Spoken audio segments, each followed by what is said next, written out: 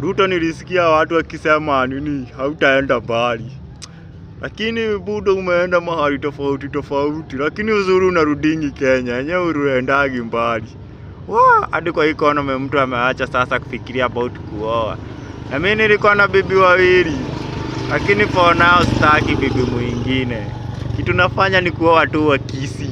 Wakileta kisirani tunaachana. Akili mtu wangu. Mimi saizi siwezi lea mtoto wa mtu, lakini bado wakisi wananipenda. Tunafanyanga dating for 1 month, tukimaliza shughuli ndio huyo mimi naanza kuchana jaba. Stories za jaba na kuaga nazo wewe Ruto unatuma. Ona sasa ningekuwa kitambo ningekuwa na mapesa. Ruto kasi wewe ningekuwa juu sana. Hata ile time ulinikopesha hasara fund nilikuwa nimeanza kufikiria kuanza biashara ya sweet, lakini Wakenya wako area wanakula tu maisi huku. Hadi nashindango, lakini yenyewe pesa za nilijua tu litakutoka. Mimi siwezi kulipa, tunafanana na Gashagu ama anyway. Lakini nawapenda tu manzi.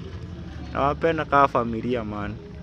Mimi napendanga Wakenya wote, nawapenda wote. Hadi wewe Ruto ukiwa ndani nakupenda. Shida yako Ruto ni kushinda hapo ukinidanganya. Okay?